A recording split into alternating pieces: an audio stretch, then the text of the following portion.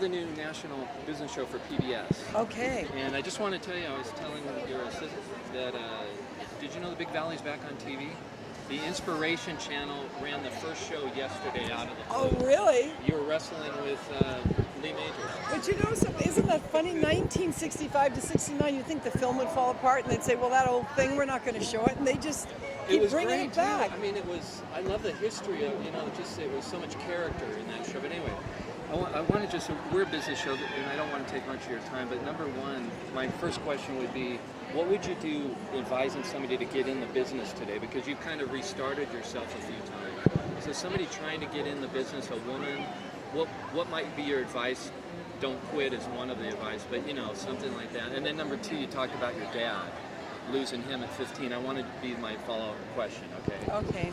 And it's just all on you. I'm just on. Do I just go on the camera? Well, no, you're talking. Oh, I'm talking camera, to you. Okay. I'm not on. Okay. Well, my advice for anyone in the business, the best thing that worked for me that I didn't even know was a good thing, was I never took it personally when they didn't give me a part. Mm-hmm. I just, that's not the part for me. And I just went to the next interview and the next interview. So I never got emotionally exhausted or felt rejected.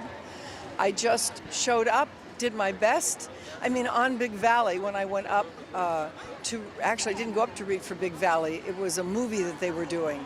And I went up for it and read for them. And the director said, that is the worst reading I've ever heard in my life. I said, okay, bye. And I got up to go. He said, but you have a quality. So do you mind sticking around and I'll give you something else to read? I mean, and I ended up getting Big Valley. Just don't take it personally. Just keep showing up for what you love, what you want to do, and just be in there. That's a great one. Now, when you lost I know this is another tough one, but you mentioned it briefly, the dad, when you lost your dad. That's a really difficult, at that age, So what did you do at that, because now you know all this stuff, how you would handle it, but how did you handle that at that time? Was it out of the blue? Did it, Right, my dad was completely out of the blue. He died out of the blue. We didn't know, but he suffered at home with cancer for months and months and months. It was truly one of the most painful times I ever remember coming home. Didn't have hospice in those days, so it was very difficult. Interestingly enough, though, after that, it was when I went with my girlfriend on an interview for a commercial, and she was up, and I was just sitting with her to, pass the time.